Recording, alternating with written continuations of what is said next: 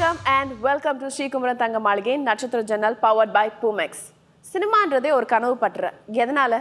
ஒருத்தர் காண்ற கனவை பல பேர் சேர்ந்து நிகழ்த்துறதுனாலயா இல்லை பல பேரோட கனவை ஒருத்தர் நிகழ்த்துறதுனாலயா? எதுவானாலுங்க இந்த இண்டஸ்ட்ரிக்கு இருக்கிற மவுசு வேற எந்த இண்டஸ்ட்ரிக்குமே கிடையாது. அந்த இண்டஸ்ட்ரியை சார்ந்ததுல இன்னைக்கு நம்மளோட இந்த நிகழ்ச்சிக்கு வரப்போற அந்த ஸ்பெஷலான கெஸ்ட் யாருன்னு பார்க்கலாங்களா? வாங்க. நம்ம பார்க்க போற இந்த செலிபிரிட்டி ரொம்பவே ஒரு ஸ்பெஷலான ஒரு மனிதர். ஏன்னா இவர் தான் என்ன இந்த திரையுலகத்துக்கு அறிமுகப்படுத்தியவர். இவர் வந்து ஒரு பாடலாசிரியர்னு சொல்றதா, இல்லை ஒரு இசையமைப்பாளர்னு சொல்றதா, இல்லை ஒரு டிவி பர்சனாலிட்டின்னு சொல்றதா, இல்லை ஒரு ஆன் ஸ்டேஜ் பர்சனாலிட்டின்னு சொல்றதா, இல்லை ஒரு இயக்குனர்னு சொல்றதா? Yes, he is the jack of all arts. திரு கங்கையவரன் அங்கிள் அவர்களை அன்புடன் வரவேற்கிறோம்.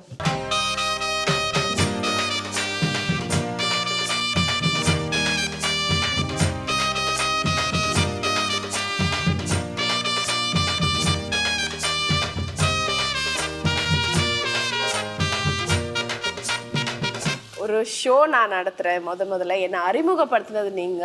சந்தோஷம். அதான் கூப்பிட்டோன்னா வந்துட்டேன். அண்ட் அங்கிள், உங்களை ஆக்சுவலாக நான் எல்லாம் நிறைய இடத்துல நான் பார்க்குறப்போ என்னால் சில விஷயங்கள் கேட்க முடியாது. பட் ஆனால் இன்னைக்கு பப்ளிக்காக பகிரங்கமாக நான் ஒரு விஷயத்த கேட்டுறேன் அங்கிள். இப்படி ஒரு மக்கு நான் என்ன எப்படி அங்கிள் ஐடென்டிஃபை பண்ணி என்னை இன்ட்ரடியூஸ் பண்ணீங்க? இல்லை, அப்போ நல்லா இருந்தம்மா. அந்த நேரத்தில் வந்து ஒரு ஏதோ ஒரு உங்களுக்குள்ள ஒரு பியூட்டி கான்டெஸ்ட் ஒன்று நடந்ததா உங்கள் ஸ்கூலில்? Area miss Adyar. அதை பார்த்த உடனே அப்போது நடந்த ஒரு கதையில் வந்து இது மாதிரி ஒரு சின்ன நியூவாக பண்ணணுன்ற போது எனக்கு வேற ஒன்றும் தோணலை. பிரபுவை தான் நடிக்க வைக்கணும்னு சொல்லி மைண்டில் ஒரு மனசில் ஆசை இருந்தது. கலா சொன்னது தான். கலா வந்து அவங்க என்னங்க நடிப்பானே அப்படின்ற மாதிரி சொல்லிட்டு சரி பண்ணோன்னே ஒரு கதை வந்தது. அந்த நேரத்தில் பல புதுமுகங்கள் பார்த்துட்டு இருந்தபோது யாரையும் பார்க்கல. நிஜமாக அந்த படத்துக்குன்னு வேறு ஹீரோயின்ஸ்னு வேறு யாரையும் பார்க்கல. இது வந்த உடனே கரெக்டாக தேடி பிடிச்சா பக்கத்தில் பார்த்தா அவங்க அப்பா எல்லாமே நெருக்கத்தில் இருக்கக்கூடிய ஒரு குடும்ப சிநேகிதமாக இருந்தது. உங்களுக்கு தான் தெரியும் எப்படி நெருக்கம் கலாவோட ஃபேமிலியில் எவ்வளோ நெருக்கம்னு தெரியும். அதனால் நமக்கு பக்கத்துலேயே இருக்கேன், நல்லா இருக்கேன், பாப்பா பார்க்குறதுக்கு நல்லா இருக்கேன்னு சொல்லிட்டு அப்படி ஃபிக்ஸ் பண்ணது தான். வேறு ஹீரோயின்ஸே பார்க்கல, ஒன்றை மட்டும் தான் பார்த்தோம். அந்த கதை கரெக்டாக இருந்தது. இப்போ அந்த படத்தை பார்த்தா ரொம்ப நல்லா இருக்கு. ஏன்னா அப்போ இருந்ததுனாலயா? நல்லா இருக்கு. அது கரெக்டான டைம் தான். அதுதான் எழுதப்பட்டது தான், வேற ஒன்றும் சொல்ல முடியாது. அதில் வரணும்னு உங்களுக்கு எழுதப்பட்டிருக்கு. அதுக்கப்புறம் வேற எதுலேயும் பாப்புலர் ஆகணும்னு இருக்கு. அதுக்கப்புறம் இப்படியெல்லாம் வேலை செய்யணும் இருக்கு. இதுக்கப்புறம் இன்னும் பெரிய பெரிய வேலைகள்லாம் வரணும்னு இருக்கு. எல்லாம் எழுதப்பட்டிருக்கனால அந்த நேரத்தில் அது நடந்தது இதற்காகத்தான். ஒரு புதுமுகமாக வந்து ஒருத்தர்கிட்ட போய் சான்ஸ் கேட்க போகிறாங்கன்னா ஒரு ஹீரோயின்ஸ்க்கு கொடுக்க வேண்டிய அட்வைஸ் மாதிரி வச்சுக்கோங்களேன். அது புதுமுகமாக வந்து நுழையணும்னு ஆசைப்படுறவங்க அந்த டைரக்டரோட டேஸ்ட் தெரிஞ்சுக்கிட்டு அதுக்கேற்ற மாதிரி போய் பார்த்தா செலக்ட் ஆகிடுவாங்களா? டேஸ்ட் தெரிஞ்சிக்க முடியாதும்மா. அவங்க மனசுக்குள்ள என்ன இருக்கு. இப்போ என் மனசில் என்ன இருக்குன்னு யாரும் அறிஞ்சிக்க முடியாது. எங்கள் அண்ணனே இப்போ 7-8 பேர் ஹீரோயின்ஸ் காட்டினதுக்கப்புறம் தானே எனக்கு வந்து விஜயை காட்டினாரு. அப்போ அவர் வந்து வேற ஒருத்தவங்களை தயார் பண்ணிட்டுக்காருன்னு அர்த்தம். இவன் இப்படித்தான், இவன் இதுக்கு ஒத்துக்க மாட்டான். ஃபோட்டோ எடுக்கும்போது கூட அந்த கோலம் போடுற மாதிரி பண்ணு, வாசல் தெளிக்கிற மாதிரி இப்படி பண்ணு, அப்படிங்கிறத குடத்துல அப்படி துக்க அப்படிங்கிற மாதிரி தான் பார்க்குறமே தவிர எந்த டைரக்டர் மனசுல எப்படி தேடல் இருக்குன்னு நமக்கு தெரியாது. அவங்க என்னத்தை எதிர்பார்க்குறாங்கன்னு தெரியல. என்ன அவங்களுடைய எதிர்பார்ப்பு அவங்களுக்குள்ள இருக்கும். இப்போ என்னுடைய எதிர்பார்ப்பை நான் வெளியே சொல்ல முடியாது. ஒரு டைரக்டருடைய எண்ணத்தை அறிஞ்சிட்டு போகிறதுங்கிறது கஷ்டம். அது பார்க்கக்கூடிய நேரமும் அது அந்த பார்க்கக்கூடிய தோற்றமும் இந்த பொண்ணு நல்லா இருக்க, கொஞ்சம் அப்படி திரும்ப இது நல்லா இருக்க, கொஞ்சம் அப்படி வாக் பண்ணுவாமா பார்க்கலாம் அப்படின்ட்டு இதெல்லாம் பார்க்கும்போது கொஞ்சம் அது திருப்தி ஏற்பட்டால் சரியாக இருக்கும்னு நினைக்கிறேன். இப்போ உள்ளதை பற்றி எங்களுக்கு தெரியாது. ஏன்னா பாரதிராஜா அண்ணா வந்து எனக்கு ரொம்ப ஃப்ரெண்டுமா. ரங்கராஜன் சொல்லி ஒருத்தர் ஒரு ஃப்ரெண்ட் இருக்கா. இப்போ அமெரிக்காவில் இருக்கு. நிலவேல் படத்தில் நடிச்சல ரோஹிணின்னு ஒரு பொண்ணு. அந்த பொண்ணு எனக்கு ரொம்ப ஃப்ரெண்டு. நான் என்ன பண்ணேன், அவங்க ஒரு இந்த ரேஸ் கிளப்ல இருந்து ஒரு கச்சேரி கூப்பிட்டுருந்தாங்க. அப்போ அந்த பொண்ணை பார்த்து தான் நல்லா அங்கிள்னு விளையாண்டுருக்கோம். நல்லா அப்போ பாரதிராஜன் படத்துக்கு ஹீரோயின் தேடிருக்கேன். எனக்கு அது தெரியாது. நான் என்ன பண்ணேன், ஆனால் எங்கடா போகிறேன் இன்னொன்று இல்லை, ஒரு வீட்டுக்கு சாப்பிட போகிறேன், எங்கே போகிறேன்ட்டு கூட ஏறிட்டார். கூட ஏன்னா அந்த வீட்டில் அந்த பொண்ணை பார்த்து தான் அவருக்கு வந்து நல்லா இருக்கு அந்த பொண்ணு. அப்போ அவ கலந்து பேசி என்ன பண்ணிட்டாரு, அந்த பொண்ணை படத்தில் ஆக்ட் பண்ணுறது. எனக்கு தெரியாது அந்த பொண்ணு ஆக்ட் பண்ணுன்னு எனக்கு தெரியாது. பயந்துட்டு இருக்கோம் வீட்டில் குழந்தை மாதிரி. பிடிச்சிட்டாரு. இது ஒன்றா இருந்தாலும் சுகன்யாவை ஃபஸ்ட்டு வந்து கரகாட்டக்காரனுக்கு ஃபோட்டோ எடுத்தது நான் தான். கலாட்சேத்திரில் படிச்சுட்டு தான். படிச்சிருந்தோன்னே நம்ம போயிட்டு ஏமா கொஞ்சம் அப்படி இல்லை ரவி, நம்ம ஸ்டில்ஸ் ரவி தான் ஃபோட்டோஸ்லாம் எடுத்துட்டு பார்த்தா அதுக்கப்புறமேல இல்லை நான் பரதநாட்டியம் கற்றுக்குறேன், அதனால வந்து எனக்கு இந்த ஃபோக் டான்ஸ் எல்லாம் எனக்கு வரணும், கொஞ்சம் ஆசை இல்லைங்கிற மாதிரி கொஞ்சம் இது பண்ணி சொன்னான். உடனே பாரதிராஜன் சொன்னான், ஆனால் என்னென்ன அந்த பொண்ணு நல்லா இருக்கா, வந்து நடிக்க வர மாட்டேங்கிறான்னா டபால்னு பார்த்தாரு, போச்சு. புது போன உடனே கலா ஃபோனு, எங்க வீட்டுக்காரர் வந்து ஆக்ட் பண்ண கூட்டு போது நீ வராம இப்படி பாரதி ராஜா படம் நடிச்சேன் தெரியுமே, நல்லா படி திட்டான். திட்டோன்னா பேச பண்ணுவான். அப்படி ஒவ்வொருத்தருடைய தேடலும் ஒவ்வொருடைய பார்வையும் ஒரு மாதிரி. நான் அவங்கள நடிகையாவே பார்க்கல அந்த ரோஹிணியை பொறுத்த வரைக்கும். அப்போ பாரதி ராஜாவோட திங்கிங்கில் வந்து அந்த பொண்ணை ஹீரோயின் ஆக்கணும், நல்ல ஃபேஸாக இருக்குது அப்படின்னு நினச்ச மாதிரி அந்த டைரக்டர்களுக்குள்ளே என்ன இருக்கோ அது அந்த நேரத்தில் வெளிப்படுறது தான் வருது. ஐ திங்க் இட்ஸ் டிபெண்ட்ஸ்ல அந்த ஒரு நேரம் காலம் எல்லாம் சேர்ந்து அமையும். அந்த டைம் இப்போ பாண்டியனை செலக்ட் பண்ணது கூட அப்படி தானம்மா. இவர் கோயிலுக்கு போயிட்டு வந்தபோது அவன் வளையல் கடையில் ஒர்க் பண்ணால் திடீர்னு வந்து, சார் வணக்கம் சார், நான் உங்கள் ரசிகன் சார். ஓகே என்ன பண்ணுற, இங்கே கடை வச்சுருக்கான், வா சொல்லி கூப்பிட்டு போய் வண்டியில் ஏற்றிட்டு அப்படி பேசிட்டு போய் சீனை கொடுத்து நடிக்க வச்சிட்டார் மண் வாசனையில். பெரிய அதிசயமான விஷயமா. அப்படி எந்த நேரத்தில் எந்த டைரக்டர் மைண்டில் என்ன தோணுதோ அதுதான் அமைஞ்சிருக்கு. எவ்வளோ பெரிய விஷயமா. நிறைய அந்த மாதிரி சமாச்சாரங்கள் எக்கச்சக்கமாக நடந்திருக்கு. பாலுமகேந்திரா சாருடைய டேஸ்ட்லாம் ஒரு மாதிரி இருக்கும், அது ஒரு நளினமாக இருக்கும். அது த ஷோபா, த அர்ச்சனா அவருடைய செலெக்ஷனில் பார்த்தீங்கன்னா ஒரு ஹோம்லியா அப்படி செலக்ட் பண்ணுற மாதிரி அவர் இருப்பார். சில பேர் மாடர்னாக இருப்பாங்க. வெங்கட் பிரபு சார்லாம் அவருடைய டேஸ்ட்டில் உங்களுக்கு தெரியும், அவர் செலக்ட் பண்ணுறதுலாம் ஒரு மாதிரி காலகட்டங்கள் அப்படி இப்படி மாறிட்டு போங்க. டேரக்டருக்கு தகுந்த மாதிரி அது ஓடிடும். நீ வந்தது எனக்கு ரொம்ப பெரிய சந்தோஷமா. வந்து அது இந்த படம் வரலையே அப்படிங்கிற ஒரு ஏக்கம் இருந்தாலும், அதுக்கப்புறம் நீ பிதாமகனில் ஆக்ட் பண்ணதெல்லாம் பார்த்துட்டு ஐயோ நம்ம பொண்ணா இவ்வளோ தூரம் பண்ணியிருக்கா அப்படிங்கிற மாதிரி பார்த்துட்டு எவ்வளோ பெருமைப்பட்டேன்னு என் மனசுக்கு தான் தெரியும். ரொம்ப அருமையாக பண்ணுறது, ரொம்ப ஃபஸ்ட் கிளாஸாக பண்ணுறது. பாலா சாரும் சும்மா சொல்ல முடியாது, பாலாவும் ரொம்ப அற்புதமான ஒரு டைரக்டர். அவர்கிட்ட போனால் யார் தான் சரியாக வர முடியாது, யார் மண்ணை கொடுத்தாலும் நல்ல ஒரு பாண்டம் ஆக்கிடுவார். அந்த மாதிரி ஒரு ஆள். நிஜமா பாலாவுக்கு நீ ஒன்றை கொண்டு வந்ததில் எனக்கு வந்து ரொம்ப சந்தோஷம் பாலாவுக்கு. Thank you uncle. எப்படி இவ்வளோ திறமைகள், இவ்வளோ விஷயங்கள், அண்ட் என்ன இன்ட்ரெஸ்டா இல்லை உங்களுக்கு ஐயோ இன்பார்ன் டேலண்டா? பிகாஸ் நீங்கள் யார்கிட்டையும் டிரெக்டராக ஒர்க் பண்ணல, எந்த ஒரு விஷயத்துக்கும் நீங்கள் பெருசாக அசிஸ்டண்ட்டாக போய் இருந்ததில்ல, இல்லை ஒரு இங்கிலீஷ் கூட பார்த்தீங்கன்னா இன்னைக்கு நீங்கள் பிஹெச்டி பண்ணியிருக்கீங்க, எங்கேயும் கற்றுக்கல எப்படி அங்கிள்?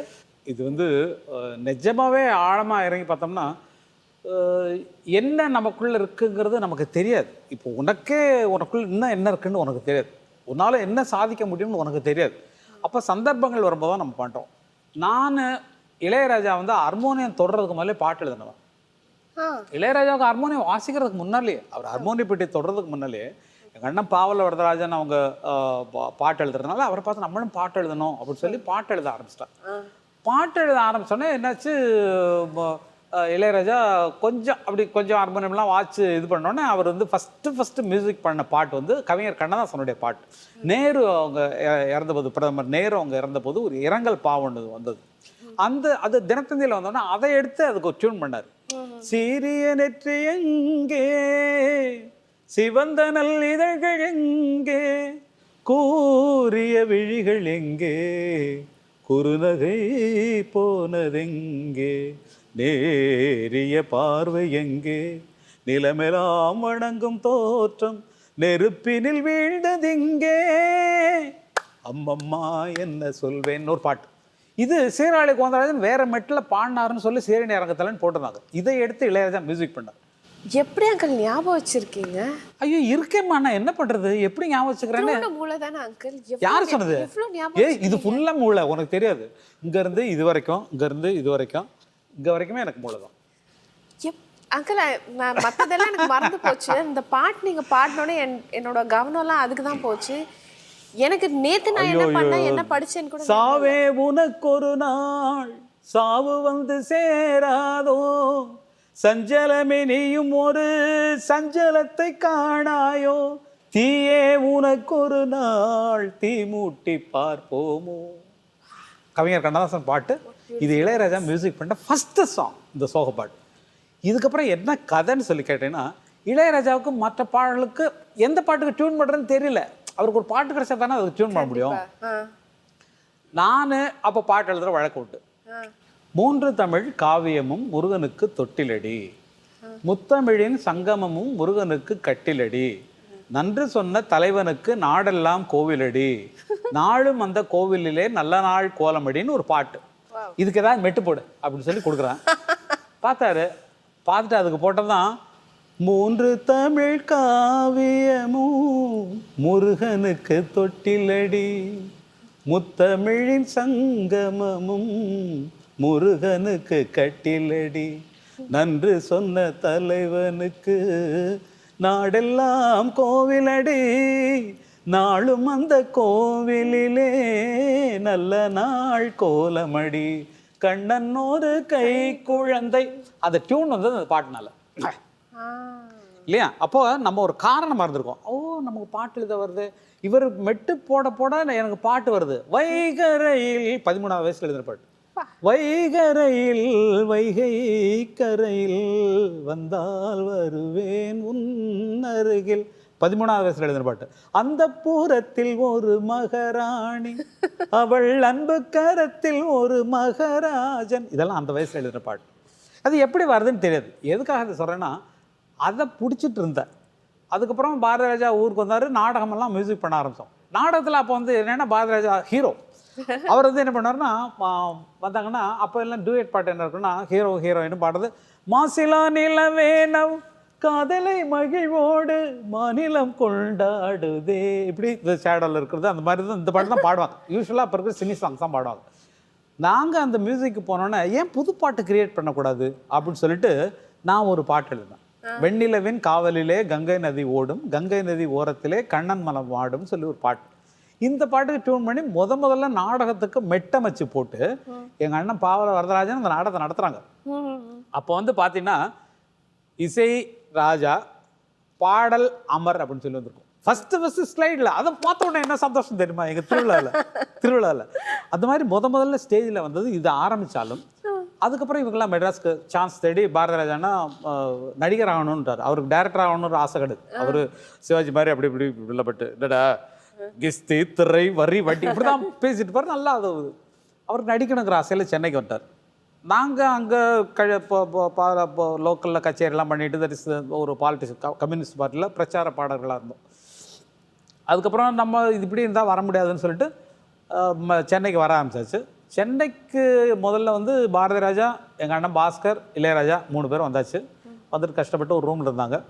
அதுக்கப்புறம் என்னை மட்டும் தனியாக விடுறதுக்கு அவங்களுக்கு மனசு இல்லை. சரி நீ புறப்பட்டு வந்துருந்தாங்க. நான் ஒரு லாரியில் வரேன். நான் ஏறி வந்த லாரி பேர் ரவீந்திரன் அப்படிங்கிற லாரி. லாரிக்கு காரணம் என்னென்னா, குருசாமின்னு பாரதிராஜாவோட அண்ணன் லாரி ஏஜென்ட்டு தேனியில். அவர் போய்டுறா குருசாமி ஏற்றி விட்ருவான்னா, லாரியில் மேலே உட்காந்துட்டு கிட்டாரை பிடிச்சி இப்படி வந்துடுமா. அந்த நட்சத்திரங்கள்லாம் பார்த்தா அவ்வளோ அழகாக இருக்குது. ஓசிப்பானா காசு இல்லை. அப்படியே லாரியில் வந்த ஆட்கள் தான் இன்றைக்கி உட்காந்துருக்கு. இந்த கேமராமேனால டிஜிட்டலில் வந்துட்டு உலகமெல்லாம் பார்க்கக்கூடிய அளவுக்கு. எதுக்குன்னா, நான் வந்தது மேக்ஸிமம் என்ன வேலைக்கு அப்படின்னு சொன்னால், இவங்க 3 பேருக்கும் நாங்கள் ஒரு வீடு எடுத்து இவங்களுக்கு சமைச்சு போடணும், இவங்க துணி துவைச்சி வைக்கணும், அயன் பண்ணி வைக்கணும், வீட்டை சுத்தமாக வச்சுக்கணும். அது இல்லாமல் டியூஷன் எங்கள் மாஸ்டர் இருக்கார், தன்ராஜ் மாஸ்டர்னு சொல்லியிருப்பாங்க. அது சாயில் அட்ஜல் நம்பர் 13 லஸ்ஸில். அவர்கிட்ட குருகுல வாசம் இருந்ததுனால அவருக்கு சேவை செய்யணும். இதுதான் என்னுடைய வேலை. அப்படி இருந்தா அதுக்கப்புறமேல ஒவ்வொரு வேலைகளாக வர ஆரம்பிச்சோடனே அந்த வேலைகளை கற்றுக்க ஆரம்பித்தேன். அவ்வளோதானே தவிர மற்றபடி எனக்குன்னு திறமைகள் எது இருக்குன்னு யாருக்குமே தெரியல. நான் மியூசிக் பண்ணுவேன்னு எனக்கே தெரியாதுமா. ஸோ இன்பார்ன் டேலண்ட் அப்படின்னா ஒன்லி நீங்கள் வந்து ஒத்துக்கிற ஒரு பகிரங்கமான ஒரு சொல்கிற விஷயம் வந்து லிரிக் ரைட்டிங், பாடலாசிரியர் இல்லைங்களா? அதுக்கப்புறம் படிப்படியாக சிச்சுவேஷனுக்கு ஏற்ற மாதிரி just grew up. But amazing இல்லை அங்கிள் இந்த ஜேர்னி? இல்லைம்மா, நிஜமாவே மியூசிக் பண்ணது எனக்கு நிஜமாக மியூசிக் வராது. மியூசிக் பண்ணுறதுன்னு தெரியாது. அண்ணன் கூட இருந்தனால பல படங்களுக்கு அப்படி போடும்போது இந்த பாட்டு பண்ணலான்னா நான் மியூசிக்கே பண்ண முடியாதுன்னு நினச்சிட்டு அந்த காலத்தில் எனக்கு மியூசிக் டைரக்ஷன் வந்தது. மியூசிக் டைரக்ஷனில் கற்றுக்கிட்டேன். நான் ஃபஸ்ட்டு மியூசிக் பண்ண படம் வந்து ஒரு விடுகதை ஒரு தொடர்கதைன்னு ஒரு படம். மியூசிக் நீங்கள் நுழைஞ்சு ஒரு கலக்குனீங்க அங்கிள். ஒரு பீரியடில் வந்து அப்படியே கங்கையம் அங்கிள் மியூசிக்னா இட்ஸ் லைக் அமேசிங். தெரியவே தெரியாதுன்ட்டு என்னென்ன வேலையெல்லாம் நீங்கள் பண்ணியிருக்கீங்க அங்கிள். நிஜமாவே எனக்கு முறைப்படி சங்கீதம் படிக்கல. நான் வந்து அண்ணன் வந்து டோட்டலாக பியானோ வாசிப்பார். அவர மாதிரி முழு நேரமாக இருக்கக்கூடிய ஒரு இசைக்கலைஞனை பார்க்கவே முடியாது. ஏன்னா நான் கூடவே இருந்த காரணத்தில் சொல்கிறேன். எல்லா நேரமும் எனக்கு தோணாது. நமக்கு என்ன, நம்ம பாட்டுக்குன்னா நான் கிட்டார் எடுத்து வச்சுட்டு ஏதாவது வாசிச்சுட்ருப்பேன்.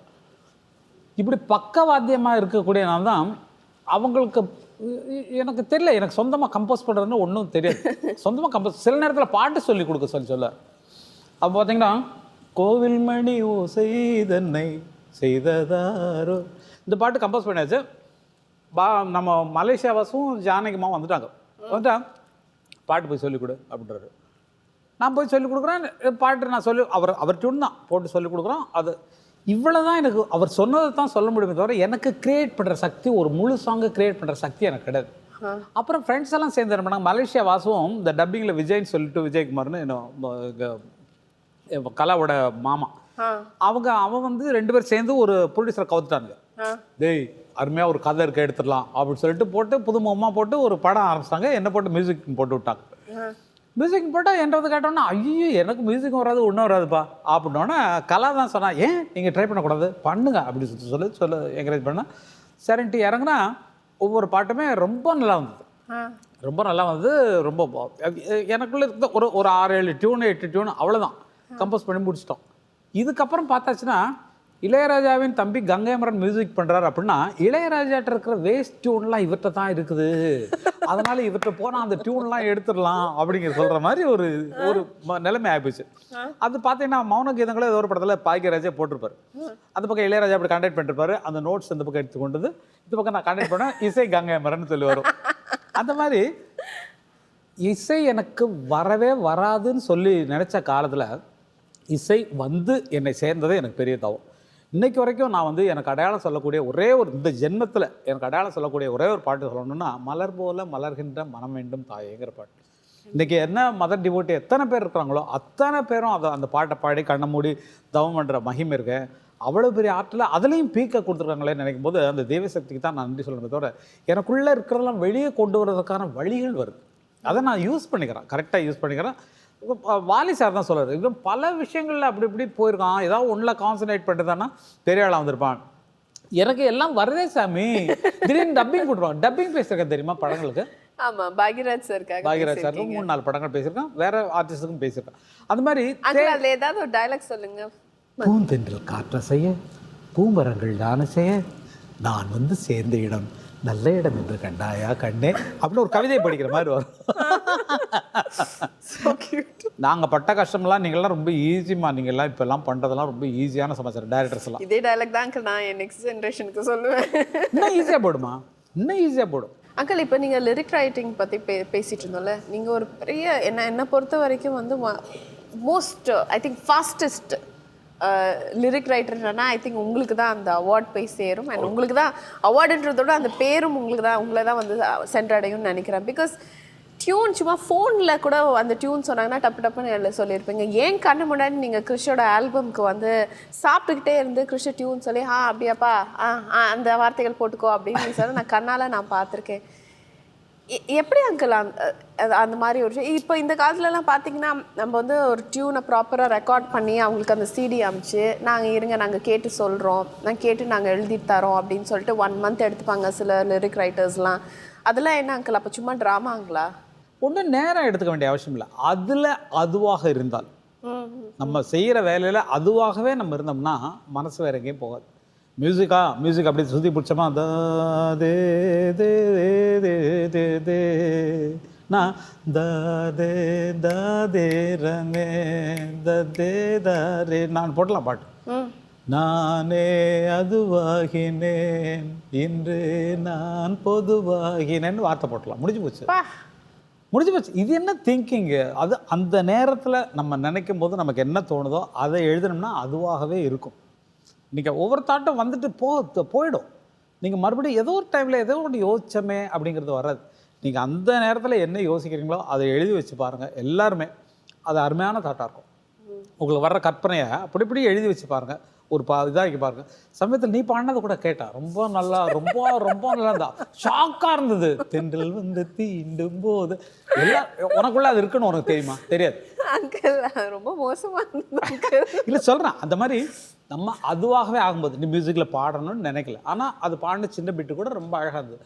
நீங்கள் அதில் இன்வால்வ் ஆகும்போது எப்படி இருக்கோ. இதில் நான் பழக்கப்பட்டதுக்கு மெயின் காரணம் என்னன்னா, கவிஞர் கண்ணதாசன் ஐயா வந்து எந்த பாட்டு கொடுத்தாலும் வந்தது என்ன பண்ணார், இப்படி நல்ல சோஃபா இருக்கும், இப்படி தான் உட்காந்துருப்பாரு. கீழே வந்து கண்ணப்பன் உட்காந்துருப்பாரு, எல்லாம் உட்காந்துருப்பாங்க, அவங்க பேட் வச்சுட்டு இருப்பாங்க. இப்போ நாங்கள் ஒரு டியூன் சொல்கிறோம்னா, ஐயா கவிஞர் ஐயா ஒரு காதல் பாட்டு நல்ல இதாக வேணும் அப்படின்னு சொன்னோன்னே சரி ஓகே என்னப்பா அப்படின்னா, இல்லை மழை பெஞ்சிட்ருக்கு அந்த நேரத்தில் வந்து பாடுற மாதிரி ஒரு டுவேட்டு. சொல்லுப்பா டியூன் சொல்லுப்பா. த த ர டா தே ரா தர தேரா தரரரரா. இன்னொரு தடவை வாசி. தாரா தேரா தரா தேரா தரரரரா. ஆயிரு. தேன் சிந்துதே வானம் உனை என்னை தாளாட்டுது. இப்படி சொல்லுவார்மா, அதிசயமாக இருக்கும். ஐயோ டியூனில் பாடி பார்த்தா தேன் சிந்து தேவானம் உன்னை என்னை தாளாட்டுது. அதை பார்த்ததும் ஐயோ நம்மளும் இப்படி பண்ணணுமேங்கிற ஒரு ஆர்வம் தான் நிஜமாவே இந்த மாதிரி ஃபாஸ்ட்டாக எழுதுறதுக்கான ஒரு குருன்னு நினச்சா அவர் தான் நம்ம சொல்ல முடியும். லாஸ்ட் எனக்கு கிடைச்ச பெருமை ஒன்று என்னென்னா, கண்ணதாசன் ஐயா வந்து அமெரிக்காவுக்கு சிகிச்சைக்கு போகிறாங்க. கண்ணை கலைமானே பாட்டு எழுதுறாங்க. அப்போ நான் அவருக்கு கொஞ்சம் அசிஸ்டண்ட்டாக வேலை செஞ்சேன். அசிஸ்டண்ட்னா சும்மா பேருக்கு அசிஸ்டண்ட்டாக வேலை செஞ்சுருக்கேன். அப்போ வந்து அவர் சொன்ன வார்த்தை என்னென்னா, போகிறாரு, பாட்டில் ஏதாவது கரெக்ஷன் இருந்தால் அமர் இருக்கான் வச்சு பண்ணிக்கோ. இந்த வார்த்தை தான் சொன்னது. அது இந்த வார்த்தை சொன்னார். எனக்கு ரொம்ப சந்தோஷமாக இருந்தது.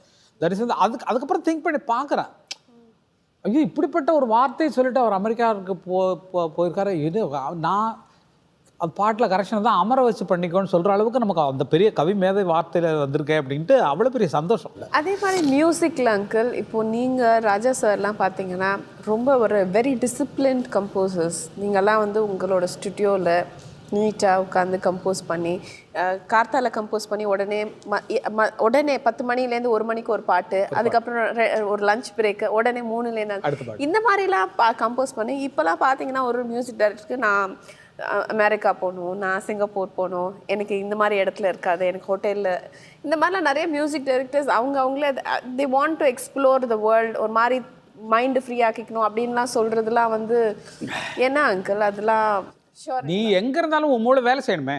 நீ அமெரிக்காவில் போனால் வேறு மூளையாக வேலை செய்யுது, அங்கே போனோன்னா வேறு மூளை வந்து உனக்கு சேருதா? இல்லை ஷிப்பில் போய் கம்போஸ் பண்ணால் வேறு ஏதாவது அட்மாஸ்பியர் உனக்கு சேஞ்ச் ஆகலாம். அதனால உன் டியூனில் ஒரே மாதிரி தான் இருக்குது. அமெரிக்காவில் போய் கம்போஸ் பண்ணுற உன் பாட்டில் ஒரே மாதிரி தான் இருக்குது. கரெக்டாக பாராட்டணும்னா, ரொம்ப டெவலப் ஆகிருக்கிறது மனம் திறந்து பாராட்டினா ஏஆர் ரஹ்மான். நெஞ்சுக்குள்ள முடிஞ்சிருக்கேன்.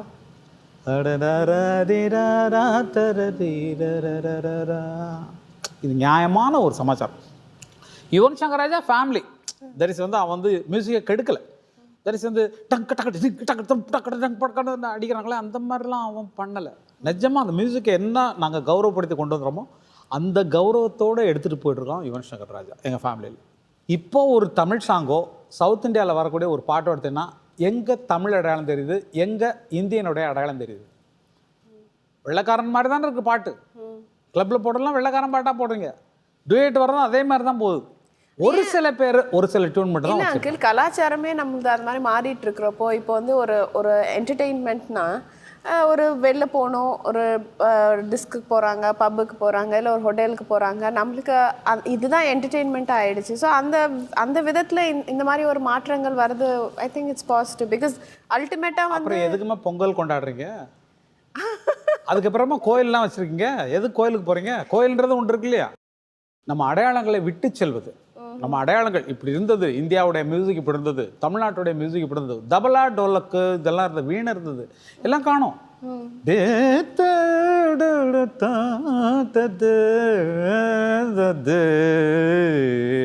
இருந்தது எங்க? ஒன்றும் இல்லை, நம்ம அடையாளங்கள்லாம் தொலைச்சிட்டுல போகிறோம். தமிழுக்குரிய அடையாளங்கள், இசைங்கிறது தமிழுக்குரிய அடையாளம், தமிழனுக்குரிய அடையாளம், சவுத் இந்தியாவுக்குரிய அடையாளம். கீர்த்தனைகள் எடுத்திங்கன்னா சவுத் இந்தியாவில் வந்தது தான். தியாகராஜ சுவாமிகள் எல்லாத்தையும் பார்த்தீங்கன்னா இங்கேருந்து அடையாளங்கள் எல்லாத்தையும் தொலைச்சிட்டு போய் இன்றைக்கி வந்து அங்கே வெளிநாட்டுக்காரனுடைய மியூசிக் எடுத்து நீ போட்டுக்கிட்டீங்கன்னா, வெளிநாட்டு கலாச்சாரங்களில் படம் எடுத்துக்கிட்டீங்கன்னா, வெளிநாட்டை பார்த்து நீ வந்து காப்பி அடித்து ட்ரெஸ் பண்ணிட்டு இருந்தீங்கன்னா, வெளிநாட்டு கலாச்சாரத்தோட நீ வந்து கும்மாள் அடிச்சுக்கிட்டீங்கன்னா, வெளிநாட்டு கலாச்சாரத்தை குடிக்கிறதும் சிகரெட் பிடிக்கிறதும் காட்டிக்கிறதுனா யாராக இருந்தாலும் சரி, வெங்கட் பிரபுவாக இருந்தாலும் சரி, யாராவது குற்றமே. நமது கலாச்சாரங்களை ஒட்டிய விஷயங்களை காப்பாற்றுவதற்கு அவங்க மைண்டில் இடம் வரணும். இல்லைன்னா நம்ம வந்து இப்போ வாழ்ந்தோம் இது போகிறோம் அப்படிங்கிறது இல்லாமல் சில அடையாளங்களை நம்ம விட்டு செல்லணும். குழந்தைங்களுக்கு எதுக்கு நல்லது சொல்லிக் கொடுக்குறோம்? குழந்தைக்கு ஆண் பாடணுன்னா ஆண் பாட தெரியுதா, அப்படி ஆட தெரியுதா? இந்த அடையாளங்கள் கடைசி வரைக்கும் பரம்பரைக்கு தொடரணும்னு நினைக்கிறதுல வருத்தப்படக்கூடிய ஆட்களில் நான் ஒருத்தர்.